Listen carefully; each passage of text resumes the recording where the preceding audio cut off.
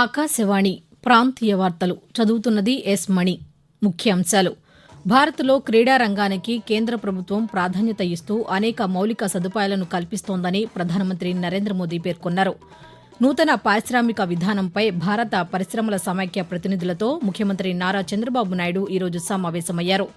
రాష్ట్ర వ్యాప్తంగా పలు జిల్లాల్లో అన్నా క్యాంటీన్లను పలువురు మంత్రులు, పార్లమెంటు సభ్యులు, శాసనసభ్యులు ఈరోజు ప్రారంభించారు. రాష్ట్రంలోని శ్రీహరికోట నుంచి ప్రయోగించిన స్మాల్ శాటిలైట్ లాంచ్ వెహికల్ వాహక నౌక ప్రయోగం విజయవంతమైంది. క్యాన్సర్ వ్యాధిపై ప్రతి ఒక్కరికి అవగాహన అవసరమని విజయవాడ పార్లమెంటు సభ్యులు కేశినేని శివనాథ్ తెలిపారు. ఇక వార్తల్లోని వివరాలు: భారత్లో క్రీడా రంగానికి కేంద్ర ప్రభుత్వం ప్రాధాన్యతనిస్తూ అనేక మౌలిక సదుపాయాలను కల్పిస్తోందని ప్రధానమంత్రి నరేంద్ర మోదీ పేర్కొన్నారు. ప్యారిస్ ఒలింపిక్స్ క్రీడల్లో పాల్గొన్న భారత క్రీడాకారులతో ప్రధానమంత్రి ఈరోజు ఢిల్లీలో సమావేశమై వారితో సంభాషించారు. ఈ సందర్భంగా ఆయన మాట్లాడుతూ ప్యారిస్ ఒలింపిక్స్లో భారత బృందం అద్భుత ప్రదర్శన కనబరిచిందని ప్రధాని పేర్కొంటూ, साथियों, आप सबने पूरी दुनिया में भारत के तिरंगे की स्थान बढ़ा करके देश वापस लौटना और मेरे निवास पर आपका स्वागत करने का मुझे अवसर मिलना, मैं इसे मेरा अपना गौरव मानता हूं। और पेरिस जाने से पहले जो जाते हैं उनको भी पता होता है कि हमें अपना बेस्ट देना है, और मैंने हमेशा यही कहा है सबको कि आपको अपना बेस्ट देना है, और आपने दिया है। साथियों, पेरिस ओलंपिक्स भारत के लिए कई मायनों में ऐतिहासिक रहा है। इस ओलंपिक्स में देश के लिए जो रिकॉर्ड्स बने वो देश के कोटि कोटि नौजवानों को प्रेरणा देंगे. ఇలా ఉండగా ప్రధానమంత్రి నరేంద్ర మోదీ అధ్యక్షతన దృశ్య మాధ్యమం విధానంలో 3వ వాయిస్ ఆఫ్ గ్లోబల్ సౌత్ సదస్సు రేపు జరగనుంది. ఆహారం, ఇంధన భద్రతా సంక్షోభాలు, వాతావరణ మార్పులు వంటి సంక్లిష్ట సవాళ్లపై గత సదస్సులో జరిగిన చర్చలను మరింత కూలంకషంగా చర్చించడానికి ఇదొక వేదికగా ఉపయోగపడుతుందని విదేశీ వ్యవహారాల మంత్రిత్వ శాఖ ఒక ప్రకటనలో తెలిపింది. రాష్ట్ర ముఖ్యమంత్రి నారా చంద్రబాబు నాయుడుతో టాటా సంస్థల చైర్మన్ నటరాజన్ చంద్రశేఖరన్ ఈరోజు అమరావతిలో సమావేశమయ్యారు. అనంతరం భారత పరిశ్రమల సమాఖ్య సిఐఐ ప్రతినిధుల బృందం ఆయనతో సమావేశమైంది. ప్రభుత్వం తీసుకురానున్న నూతన పారిశ్రామిక విధానంపై సిఐఐ ప్రతినిధులతో ముఖ్యమంత్రి చర్చించారు. రాష్ట్రంలో పెట్టుబడులను ఆకర్షించేందుకు తీసుకోవాల్సిన చర్యలపై వారికి వివరించారు. కాగా ఈ మధ్యాహ్నం ముఖ్యమంత్రి నారా చంద్రబాబు నాయుడు ఢిల్లీ వెళ్లనున్నారు. 2 రోజుల పర్యటనలో అపరిష్కృత సమస్యల పరిష్కారం కోసం ప్రధానమంత్రి నరేంద్ర మోదీతో పాటు పలువురు కేంద్ర మంత్రులతో సమావేశం కానున్నారని ప్రభుత్వ వర్గాలు తెలిపాయి. రాష్ట్రంలోని శ్రీహరికోట నుంచి ప్రయోగించిన small satellite launch vehicle SSLV వాహక నౌక ప్రయోగం విజయవంతమైందని భారత అంతరిక్ష పరిశోధనా సంస్థ ISRO chairman doctor yes Somnath ప్రకటించారు. ప్రయోగం అనంతరం ఆయన మాట్లాడుతూ భూ పర్యవేక్షణ ఉపగ్రహం EOS-8 ఉపగ్రహం కక్షలోకి ప్రవేశించిందని తెలిపారు. విపత్తు నిర్వహణలో ఈ ఉపగ్రహం సమాచారం ఉపయోగపడుతుందని సోమనాథ్ పేర్కొంటూ, Third development flight of SSLV-D3 with the EOS-08 satellite has been successfully accomplished. Rocket has placed the spacecraft in the very precise orbit as planned. I find that there are no deviations in the injection conditions. The current indication is that everything is perfect. So we are on the process of transfer of the technology of SSLV to industries and for serial production and launches of SSLV in a commercial basis. So it's a great beginning for the rocket, the small satellite launch vehicle. Cancer వ్యాధిపై ప్రతి ఒక్కరికి అవగాహన అవసరమని Vijayawada parliament సభ్యులు కేశినేని శివనాథ్ అన్నారు. Vijayawada కొత్తపేటలోని KBN కళాశాలలో నిర్వహించిన ఉచిత మెగా వైద్య శిబిరాన్ని విజయవాడ పశ్చిమ శాసనసభ్యులు సుజనా చౌదరితో కలిసి ఆయన ప్రారంభించారు.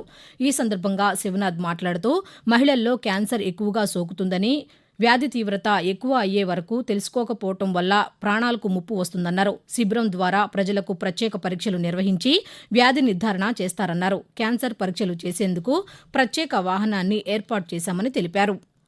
ఆకాశవాణి ప్రాంతీయ వార్తలు వింటున్నారు.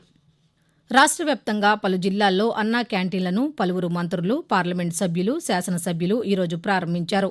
గుంటూరు జిల్లా మంగళగిరిలో రాష్ట్ర విద్యాశాఖ మంత్రి నారా లోకేష్ అన్నా క్యాంటీన్ను ప్రారంభించి అల్పాహారాన్ని అందించారు. ఈ సందర్భంగా ఆయన మాట్లాడుతూ, తిరుమలలో అన్నదానం అని మొదలు పెట్టారు. దాతలు ఆనాడు 3 కోట్ల రూపాయలు ఇచ్చారు. ఇప్పుడు దాదాపు 1800 కోట్ల రూపాయలు ఫిక్స్డ్ డిపాజిట్ ఉంది అన్నదానం ట్రస్ట్ కి. దాని ద్వారా ప్రభుత్వాలు మారినా అక్కడ భక్తులు వెళ్తే 3 పూట్ల ఉచితంగా భోజనం చేసే హక్కులు కల్పిస్తున్నారు. అదే విధంగా పర్మనెంట్ గా అన్న క్యాంటీన్ అనేది నడవాలి. ఆకలి లేని ఆంధ్ర రాష్ట్రం తీర్చిదిద్దాల్సిన బాధ్యత మనందరి పైన ఉంది. ప్రభుత్వ ఆలోచన ఒకటే, ఒక ట్రస్ట్ ఏర్పాటు చేయాలి, ఫిక్స్డ్ డిపాజిట్ ఉండాలి. ప్రభుత్వాలు పొరపాటున మారినా ఎట్టి పరిస్థితుల్లో అన్నా క్యాంటీన్ అనేది ఆగకూడదు.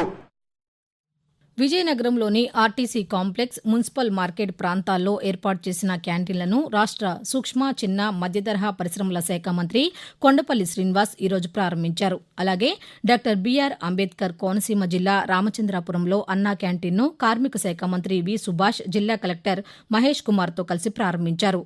ఈరోజు నెల్లూరులో ఏర్పాటు చేసిన క్యాంటీన్ను దేవాదాయ శాఖ మంత్రి ఆనం రామనారాయణ రెడ్డి, జిల్లా కలెక్టర్ ఎం ఆనంద్తో కలిసి ఈరోజు ప్రారంభించారు.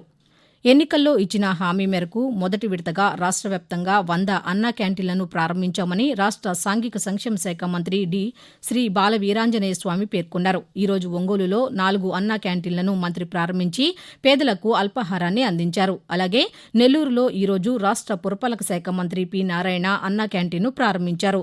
కృష్ణా జిల్లా మచిలీపట్నంలో రాష్ట్ర ఎక్సైజ్ శాఖ మంత్రి కొల్లు రవీంద్ర, నియోజకవర్గ పార్లమెంటు సభ్యులు బాలశౌరితో కలిసి అన్నా క్యాంటీన్ను ప్రారంభించారు. 5 రూపాయలకే అన్నా క్యాంటీన్ల ద్వారా ఆహారాన్ని అందిస్తున్నామని కాకినాడ పార్లమెంట్ సభ్యులు టి ఉదయ్ శ్రీనివాస్ పేర్కొన్నారు.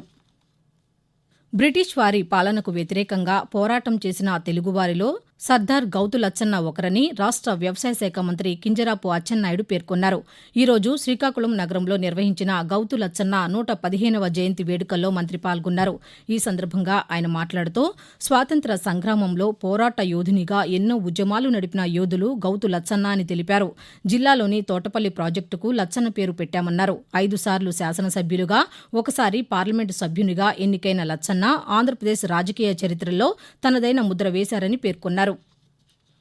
భారత ఉపరాష్ట్రపతి జగదీప్ ధన్కడ్ శ్రీ పొట్టి శ్రీరాములు నెల్లూరు జిల్లాలో రేపు పర్యటించనున్నారు. తిరుపతి విమానాశ్రయం నుంచి ప్రత్యేక హెలికాప్టర్లో నెల్లూరులోని పోలీస్ మైదానానికి రేపు ఆయన చేరుకుంటారు. అక్కడ నుంచి వెంకటాచలం మండలం సరస్వతి నగర్లోని అక్షర విద్యాలయానికి వెళతారు. అక్కడ భారత మాజీ ఉపరాష్ట్రపతి ఎం వెంకయ్యనాయుడుతో కలిసి విద్యార్థులతో ముచ్చటించిన అనంతరం నైపుణ్యాభివృద్ది కేంద్రాన్ని పరిశీలిస్తారు. అనంతరం వెంకటాచలంలోని స్వర్ణ భారత్ ట్రస్టుకు చేరుకుని ట్రస్ట్ 23వ వార్షికోత్సవ కార్యక్రమానికి హాజరవుతారు.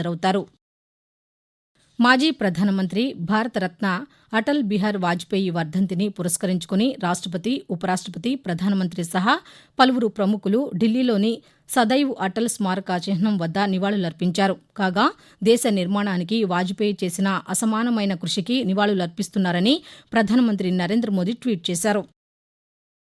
సెంట్రల్ బ్యూరో ఆఫ్ కమ్యూనికేషన్ ఆధ్వర్యంలో ఛాయాచిత్ర ప్రదర్శనను ఏర్పాటు చేసి విభజన గాయాల స్మరణ దినోత్సవంపై యువతకు దేశ విభజన నాటి పరిస్థితుల పట్ల అవగాహన కల్పించామని ఉమ్మడి గుంటూరు, కృష్ణా జిల్లాల క్షేత్ర ప్రచార అధికారి ఆర్ రమేష్ చంద్ర తెలిపారు.